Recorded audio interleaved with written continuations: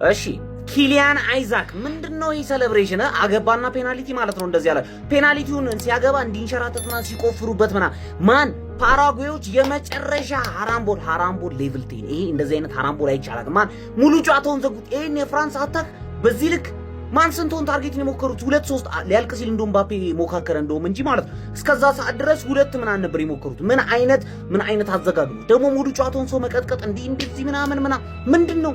በጣም ቶክሲክ ናቸው። ማን እምባፔ ፔናልቲ ባያገኙ ኖሮ ፍራንሶች ማለት ነው አይ ዶንት ቲንክ ሶ ዛሬ ኤክስትራ ታይም የሚወጡ ነበር። ምን አይነት አዘጋግን ይዘጉት። አንተ ፓራጓይ የመጨረሻ መጥፎ ቲም አይደል እንዴ? ማን አልሚሮን ዝም ብሎ ይሮጣል ጡንቻው እስኪሸማቀቅ ድረስ መሮጥ ጀመረ። ከዛ በኋላ ቆመ። ማን እነዚህ ግን ኤአይዎች ናቸው። ኤአይዎች መቆም እንደሚችሉ አሳይተውናል ዛሬ ፓራጓዮች በሌቭል 10 ሃራምቦል ገብቷላ። ከዛ ውጪ በምንም አይቆም ሃክ ተደርገዋል ማለት ነው። እነዚህ ሰዎች ቀጣይ ከሞሮኮ ነው የሚጫወቱት። ማን ሞሮኮ ደግሞ ዛሬ 3-0 ነው ያሸነፈው ገብቷቸዋላ። ጽድት ያለ ጨዋታ እንደምንሄድ እርግጠኛ ነኝ። ማን ይሄ ሴሌብሬሽን ግን ተመችቶኛል። ማን እምባፔ ለዚህ ጨዋታማ እንቅልፍ ማባከኑላ ተገቢ አልነበረም። የምሬን ነው የምላችሁ። ብለን ጠዋት ስንነሳ ውጤቱን መስማት ወይ ማየት ያለብን አይነት ጨዋታ ነው ዛሬ ያዩት። ምንም ምን ያልጣመኝ ያልወደድኩት አይነት ጨዋታ ነው ይሄኛው ጨዋታ። ለምን እንደሆነ አላውቅም። እኔ የፈረንሳይ ጨዋታ ምንም ይሁን ማለት ነው ሊደብረኝ የሚችል አይነት ጨዋታ አልነበረም። በእርግጥ ፓራጓዮችም የተጫወቱት ጨዋታ እጅግ ከባድ ነው ጀምአው። ለማንኛውም 1-0 በሆነ ውጤት እንግዲህ ፍራንስ በማሸነፍ ወደ ቀጣዩ ዙር አልፋለች። ቀጣይ ከሞሮኮ ጋር የሞት ሽረት ትግል የምንመለከት ይሆናል። ማንዬ እኔ ለሞሮኮ በፍጹም ዝቅ ያለ ግምት ሊሰጣት የማይገባ ቡድን ነች። ማንዬ እጅግ በጉጉት ነው የሞሮኮን ጨዋታ የምጠብቀው የሚሆነው ጀማው። ለማንኛውም ፍራንስ 1-0 አሸንፋለች። የጎሉ ባለቤት በፔናልቲ እንግዲህ ኪሊያን ምባፔ ነው። አሁንም እንግዲህ የጎል ፉክክሩ ማለት ነው ከሜሲ ጋር አንገት ለአንገት ተናንቆ እየሄደ ያለ ተጫዋች ነው። እንደውም እኔ ዛሬ 2-3 ነገር አግብቶ ከሜሲ ላይ ደርሶ በለጥም ሊለው ይችላል ብዬ ገምቼ ነበር፣ ግን አልሆነም። በጣም ከብዷቸው ነበር። በእርግጥ ወደ መጨረሻው ጨዋታ አካባቢ ከባድ ኳሶችን አግኝቶ የፓራጓይ በረኛ በሚያስደንቅ መልኩ ደብል ሴቭ በማድረግ አድኖበታል። ለማንኛውም ስለ ጨዋታው ምን ትላላችሁ? ሀሳባችሁን አካፍሉኝ። ከዚህ ጨዋታ እንኳን እንቅልፍ ይሻል ነበረ። ሰላም እደሩ። የዓለም ዋንጫ የመጀመሪያው የሩብ ፍጻሜ ጨዋታ ተለይቶ ታውቋል። ፈረንሳይ ፓራጓይን 1-0 በምባፔ ጎል ማሸነፍ ችላለች። ይህ ማለት እንግዲህ የሩብ ፍጻሜ የመጀመሪያው ጨዋታ ፈረንሳይ ከሞሮኮ የሚገናኙ ይሆናል ማለት ነው። ይሄ ጨዋታ በጣም የሚገርም ጨዋታ ነው የሚሆነው፣ ምክንያቱም ጓደኛ ማቾች ናቸው እዚህ ጨዋታ ላይ የሚጫወቱት። ብቻ የመጀመሪያው የሩብ ፍጻሜ ጨዋታ ተለይቷል። ቀጣዮቹም ጨዋታዎች እንግዲህ ነገና ከነገ ወዲያ የሚካሄዱ ይሆናል። ራውንድ ኦፍ 16 ወደ ሩብ ፍጻሜ ለመግባት ፈረንሳይ አመጣም ቢሆን 1-0 በማሸነፍ ወደ ቀጣይ ዙር ማለፏን አረጋግጣለች። ቀጣይ ጨዋታ ግን ሞሮኮ ከፈረንሳይ ምን አይነት ጨዋታ እንደምናይ አስቡት። እንግዲህ እኔ ሁለቱም ቢወድቁ ደስ ይለኛል እዚች ጋር ለሮናልዶዬ ሲባል ማለት ነው። ግን በቃ ማን እንደሚያልፍ ለመገመት ከባድ ነው። ፈረንሳይ ከፍተኛ ግምት ትወስዳለች፣ ግን ሞሮኮ አትናቅም አባቴ።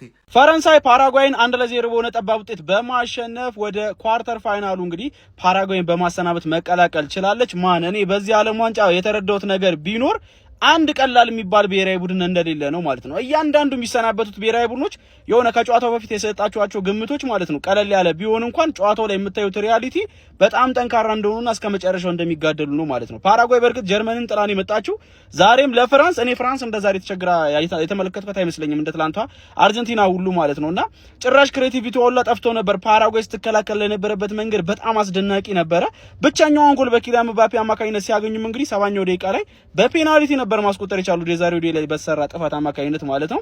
ከዛ ውጪ ግልጽ የሆነ የጎል እድል ለመፍጠር በጣም ተቸግራ ነበር ፍራንስ ጎሉን እስክታገኝ ድረስ ማለት ነው። ከዛ በኋላ ያው ብዙ የካውንተር አታክ እድሎችን አግኝታ ነበረ፣ ግን ከዛ በፊት በቃ ለማስከፈት በጣም ነበር ስትታገል የነበረው ማለት ነው። ኤኒዌይ ፍራንስ በኳርተር ፋይናሉ ሞሮኮን የምትገጥም ይሆናል። በጣም ያበደ ጌም ነው የምናየው። ገና ከወዲሁ ያጓጓኝ ጨዋታ ነው የሚሆነው ይሄ ጨዋታ ማለት ነው። ኪሊያን ምባፔም ከሊዮኔል አንድሬስ ሜሲ ጋር በ7 እኩል ጎል እንግዲህ የዚህ ዓለም ዋንጫ ቶፕ ስኮረርነትን አብሮ እየተፎካከረ ይገኛል ማለት ነው። ኤኒዌይ እናንተ ስለዚህ ጨዋታ ምን ትላላችሁ? ሀሳባችሁን አጋሩኝ። የፕላስ ምልክቱ መጫ እንዳትረሱ። በዚህ ዓለም ዋንጫ ላይ እንደ ፓራጓይ አስጠሊት የሆነና ፕሮቮክ እያደረገ መጥፎ ኳስ የተጫወተ ከእንደገና ደግሞ ጸበኛ የሆነ ቡድን አታዩም ነው የምላችሁ። ዲክታተር ኤምባፔ ይላል። ይኸውልህ አሁንም ዛሬ እንግዲህ ዊነሩ ማግኘት ችሏል ማለት ነው። እንደነገርኳችሁ ዴዚሬ ዱዌ ቸርኪ አይነት ሰው ነው አንሰሩ የሚሆነው ብያችሁ ነበር። ዴዚሬ ዱዌ እንዳያችሁት ፔናልቲውን ማግኘት ችሎ ነበረ። በጣም ክሩሻል ነበር ለፍራንስ ደግሞ ኤክስትራ ታይም ከመግባት ይልቅ የ68 ደቂቃ ላይ ፔናልቲ አግኝተው እሱን ደግሞ ኤምባፔ ኮንቨርት ማድረግ ችሎ ነበር። እንግዲህ ፓራጓዮቹ እንደምታዩት ነው ደብሊው ነው ምንድነው ምን ትሉታላችሁ? በቃ አሁን ጸረ ኳስ የሆነ ቲም እና እስካሁን ድረስ ያለፉበት መንገድ ያው እንረዳለን። ያው ትንሽ ቲም እንደመሆናቸው አጮትን አዳፕት አደረግና ትጮታለህ። ነገር ግን ይሄ ከፓራጓዊ ካልሆንክ በስተቀር የፓራጓን ዜጋ ከሆንክ ነው እንጂ ይህን ኳስ በምንም አፕሪሼት ታደርጓች ይቅርታ አድርጉልኝ ጋይስ ቅፍፍ የሚል በዓለም ዋንጫ ዙሪያ ደግሞ ምንም ያመልጣችሁ ኮንትራስት መጫ እንዳይረሳ ሀሳባችሁ ኮሜንት ያስቀምጣችሁ ኮፒ ሊንክ ይደረግ። ይሄን WWE እንዴት አያችሁት? ወይ WWE ማለት ሳይሆን በቃ UFC MMA እንዴትም በፈለጋችሁ ጥሩት ብቻ ሬስሊንግ ነበር ይሄ ጨዋታ እንደምታዩት። ያ በጣም ጸብ የፈለጉበት ፓራጓይ ፕሮቮክ ያደርጋሉ። ከዛ በኋላ ፍራንሶቹም ደግሞ መጨረሻ ላይ ይሄን እልይዟቸው ካገቡ በኋላ ያው ፕሮቮክ ማድረግ ይችላሉ፣ ሰዓት መግደል ይችላሉ። ያኔ በደንብ ሲያበሳጫቸው ተመልክተን ነበረ። በተለይ ደግሞ ቬላስኩዌስ የተባለ ሴንተር ባኩ ተውት፣ ዴምቤሌን ፔናልቲ ስፖቱን ጋርድ ያረክ ብለው እግሩን ሲጠልጥ ሞክሮ ምናምን በጣም ደባሪ ነገር ነው ስንመለከት የነበረው ፓራጓይ በኩል ማለት ነው። ከዛ ውጭ ባለው ግን ያ ይመቻቸው ቢያንስ ወጥተዋል ማለት ነው። ከዛ ውጭ ባለው ያው ዓለም ዋንጫ ጉዳይ እንዳመጣችሁ ራሱ መጫ ላይ ያረስ ሀሳባችሁ ኮሜንት ያስቀምጣችሁ ኮፒ ሊንክ ይደረግ።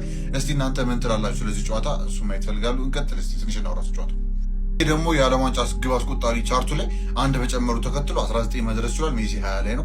አንድ ነው ልዩነታቸው። ምባፔ ኦልሞስት 2 ዓለም ዋንጫ አለው። አሁንም አስቸጋሪ ነው። በቃ ሜሲን ከዚሁ ዓለም ዋንጫ ላይ መቀበል ነው እየሞከረ ያለው እሱ። የሚገርም ነው። ኪሊያን ምባፔ እንግዲህ እንቅስቃሴ ፍራንስም ለየት ያለ ነው። በዚህም በዛም የሚያደርጉ ማምለጥ የሚችል ቲም ነው። ራሱ እንደዚህ ስትራግል ሲያደርግ እንኳን እንደምታዩት ተጨንቆ ምናምን ሳይሆን ግን በቃ አላ ማግባት ያለበትን ሲፈልግ እንጂ ሲጠቃ ብዙ ጊዜ አታዩትም። በተለይ ኡፓሜካኖ ሳሊባ ራሱ ያላቸው ሪከቨሪ ፔስ ለየት ይላል። በቃ ኳሱን ይቀበሏቸዋል ምናምን። ያ እንደዚህ አይነት ሎ ብሎክ ራሱ ድጋሚ ቢያጋጥማቸው የሆነ ሶሉሽን ይዞ እንደሚመጡ የሚያጠራጥር አይመስለኝም። እና የሚገርም ነው እንደምታዩት ኪሊያን ምባፔ በዚህ ሪካርዱ እያስቀጠለ ነው። እና ደግሞ ይኸው እንደምታዩት ነው የጨዋታ በቃ ዲክታተርሺፕ የገበዛበትና ፋይት በፋይት በቃ በየ10 ደቂቃው ቢያንስ አይጣሉም ብላችሁ ሙሉ ማለት ይቻላል።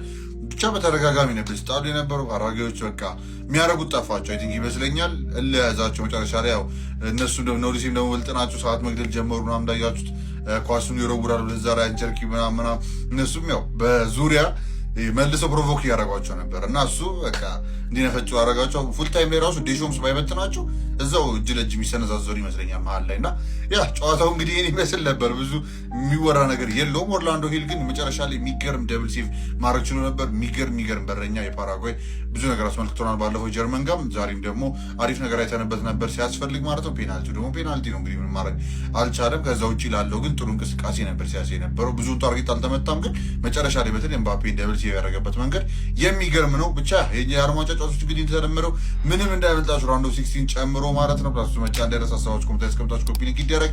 ኪሊያን ምባፔ አሁንም ዴሊቨሪ እያደረገ ይገኛል።